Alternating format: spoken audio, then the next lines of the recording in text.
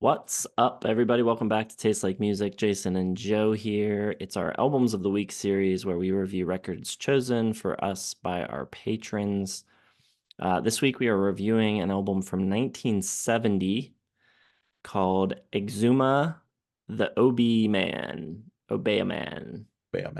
I never heard of this before. Apparently it's kind of like pretty well known in certain like music nerd type of circles, and it kind of had a little return to culture when it appeared in the movie Nope, which I have never seen.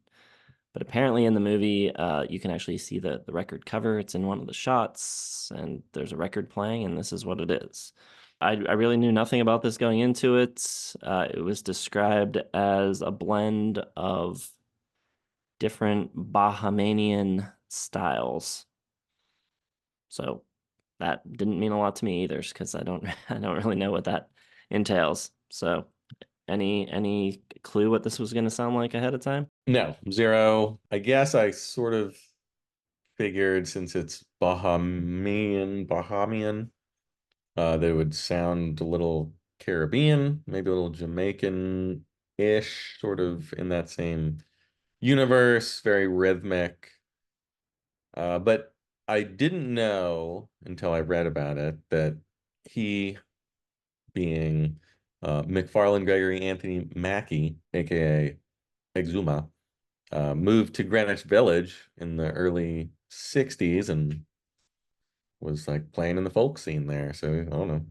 Is like Bob Dylan hanging out with this dude or what? It's interesting to learn about that because I don't know if I would have even thought that after listening to it that like, oh, clearly this guy was hanging out with, Bob Dylan and Fred Neil and those dudes. Yeah, that was interesting. I think I don't think I would have thought it had I not known that, but knowing it, I can kind of hear it. There's some of the songs are kind of rooted in folk music. You can kind of tell. Opens with the title track, which has tons of percussion on it. It sounds like 20 different types of percussion. Very, very rhythmic. But like I was saying, it's kind of got a song at its core. I love the lead vocals. I love his voice. I think they're pretty cool sounding, kind of different, scratchy and rough, but I think also very soulful too. The second track, uh, Dambala, has more acoustic guitar and you get a little bit more of that sound in there. I like that song. Mama Loy Papa Loy, I think again, some great singing on that track. He's singing about zombies, and then like when he's singing about them, the zombie voices like coming in the back, and I think those are a little overdone. I think they're a bit distracting, but I don't think they ruin the track entirely or anything. That's side one, and then you turn to side two, and I think things kind of take a turn for the worse. The song Junkanu does away with the folk touches, and it feels more like a street performance or like street drummers just kind of playing on percussion. There's again so much percussion, but there's not really much of a song on this one. There's also this like incessant whistling going on that I think is a little annoying. And I think this would have made a better side one closer than a side two opener. It's about a 3 minute long track. Side two is about 3 minutes longer than side one. So I think if you just moved it to the other side, it wouldn't make a huge difference time wise. So I think stopping and then flipping the record and being hit with this is a little bit of a letdown. Seance in the Sixth Fret also I thought kind of dragged on, kind of slow. There's a lot of spoken word bits in it. You don't know what's going on was okay, and then Vision I think is the best song on side two. A little bit more of a song. Again though, I think the percussion. I don't have a problem with all the percussion on the record as parts.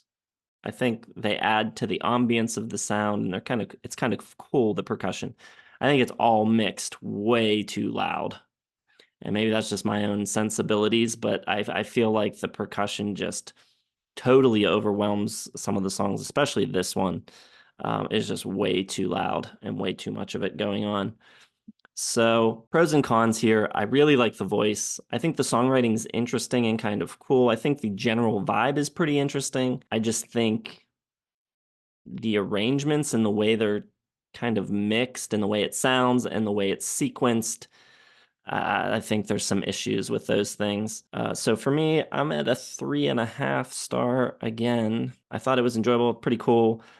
Just a little bit too many issues to fully love it, but yeah, it was pretty cool. Yeah, I mostly agree as usual on these album of the week series, it seems to be. I like the sound of it. I like the first side a lot.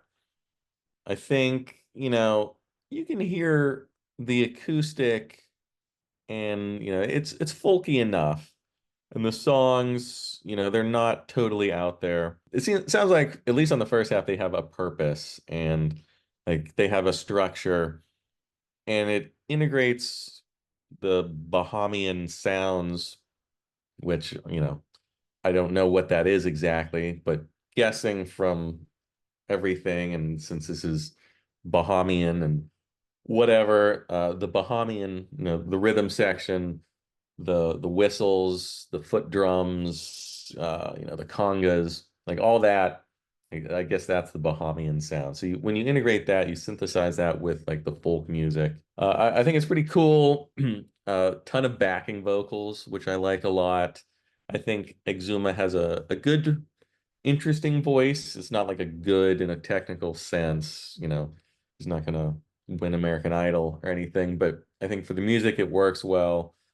And all the backing vocals and the kind of the strange, there's some like sinister backing, little whispers here and there. You got the female chorus adding some, beauty, I think, to it. I think the first half, Exuma's a cool tune, kind of gets you integrated and ready for what's gonna come. Like the rhythms, it feels exotic for 1970 for sure. It's darker and a little more sinister, spooky sounding than I would have expected. Maybe it's like that voodoo, but you got the song about the zombies, like Dumbala, those big booming drums. You got like that hissing vocal coming in underneath, which is kind of creepy. The wailing backing vocal. So it's not something you're used to. Even today, I hadn't really heard anything like this. So I think in 1970, it probably would have been even crazier to hear all this stuff. Mama Loy, Papa Loy, again, got like a stomping beat. The peculiar but, passionate vocals from Exuma. We got some like chanting and stuff going on, the tribal rhythms. There's some like scattershot drum, keeping things lively. It's dark though, it's haunting. It's not like a fun carnival. It's like an evil carnival. And side two, though, like Junkanoo's interesting, but it could have been like 30 seconds long, I think, instead of 3 minutes and 24 seconds long. Seance in the Sixth Fret reminds me of like the crap that Velvet Underground was doing, like in the 60s with whatever, this like long kind of, too much talk singing, too much spoken word. Not no There's no song there, and it just kind of ruins the mood for me. A little too avant-garde for this guy. You don't know what's going on, has like a little, I don't know, reggae feel maybe. And the vision closes things out pretty nicely though. It's big, epic.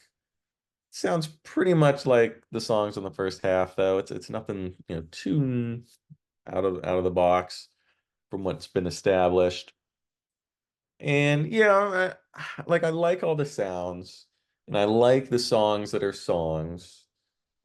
And I don't have a problem with the production and the upfrontness of the drums and everything. I think that kind of works. It's odd. I don't think it, should be produced like a rock album or anything like that. I think it sounds cool the way it is.